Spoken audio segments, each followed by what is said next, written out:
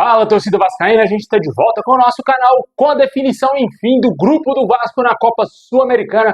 Foi sorteado agora há pouco lá na sede da Conmebol os grupos aí da Copa Sul-Americana. Vamos falar muito dos adversários do Vasco no vídeo de hoje, mas antes de começar, explode o vídeo de like, se inscreve, ativa o sininho aí para você receber os vídeos postados aqui do canal.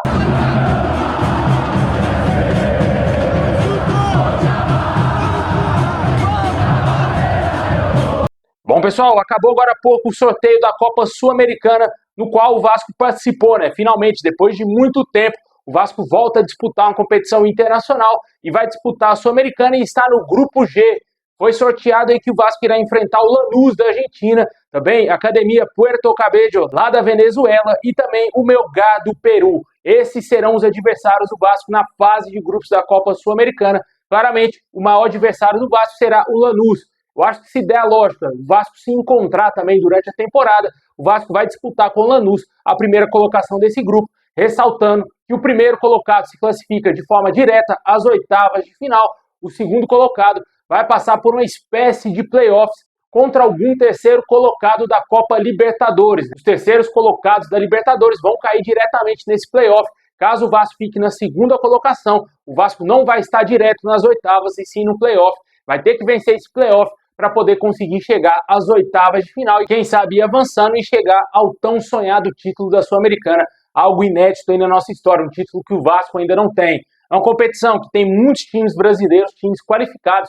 Temos aí, além do Vasco, tem Corinthians, tem Atlético Mineiro, tem Cruzeiro, tem Grêmio, tem Fluminense, tem também o Vitória, e com certeza aí não será nada fácil, né? Possivelmente podemos ter uma final brasileira, o que tudo indica, né?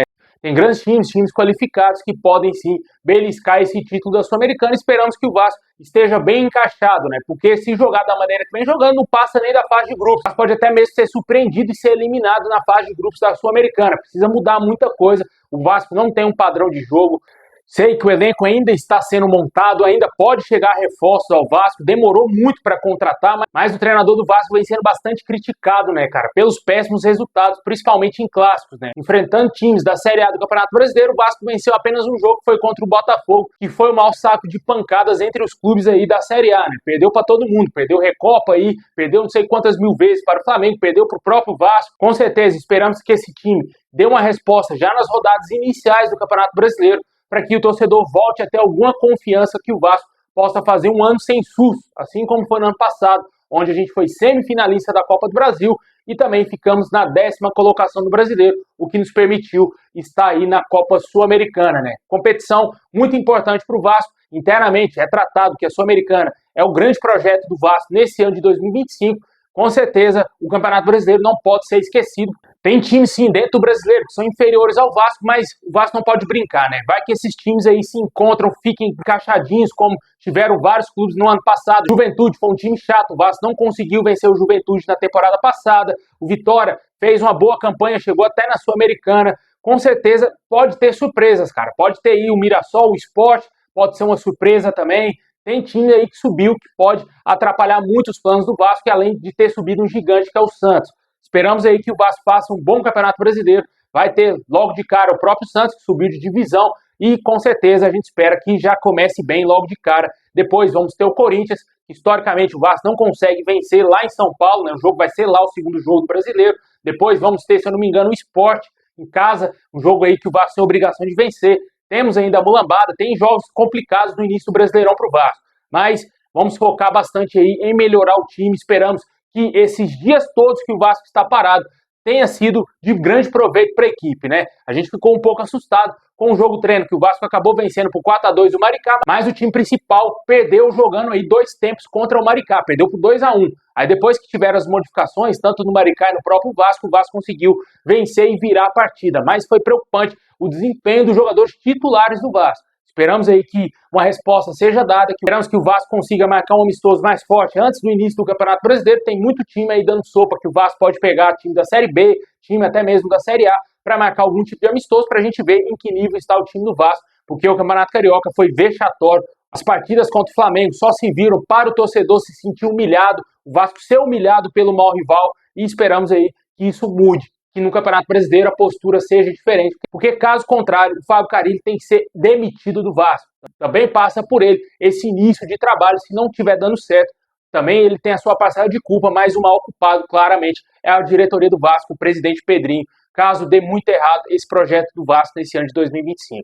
Deixe nos comentários o que você achou desse grupo do Vasco contra Lanús, Academia Puerto Cabello, lá da Venezuela, Melgar do Peru. Esses são os times aí adversários do Vasco na Copa Sul-Americana. Como eu disse, o Lanús é o grande adversário do Vasco. O Vasco já passou pelo Lanús algumas ocasiões, acho que a última foi na Libertadores de 2012, onde o Vasco eliminou esse time argentino nos pênaltis. Não me lembro, não me recordo se o Vasco enfrentou alguma vez na Sul-Americana o Lanús, né? Esperamos aí que o Vasco consiga se classificar na primeira colocação para garantir de forma direta as oitavas de final da Sul-Americana. E além da Sul-Americana, vale sempre ressaltar que o Vasco também está vivo na Copa do Brasil, né? Já estamos classificados à terceira fase da competição.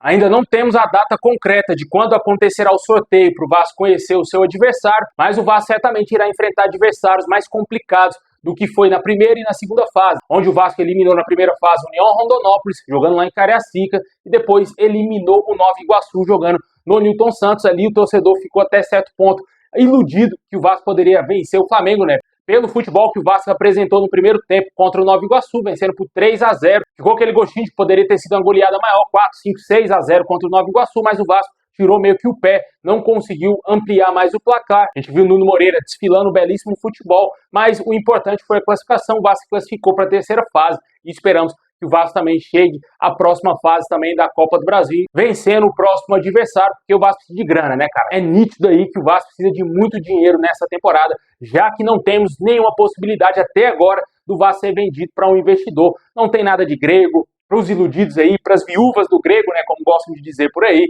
não tem nada de Grego no Vasco, não tem proposta nenhuma desse cara, de nenhum outro investidor.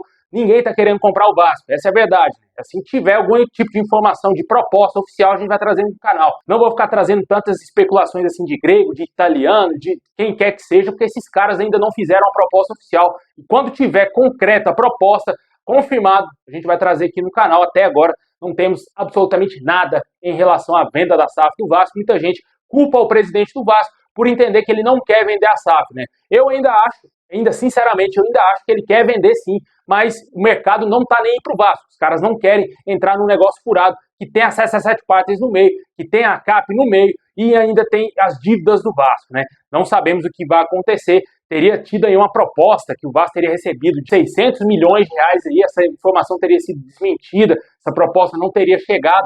Foi bem noticiado aí, alguns jornalistas trouxeram essa informação, mas nada confirmado. E se realmente procede a informação, o Vasco teria recusado essa proposta de 600 milhões de um investidor aí para a compra da SAF. Não sabemos até que ponto está realmente as negociações até agora. O que sabemos é que não tem proposta. Deixa nos comentários também o que você acha dessa situação da SAF do nosso clube.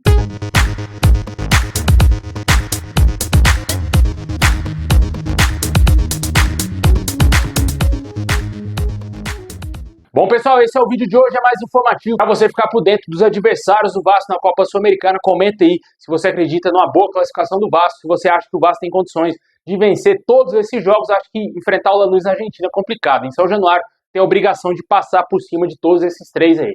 Tamo junto, forte abraço. É nóis.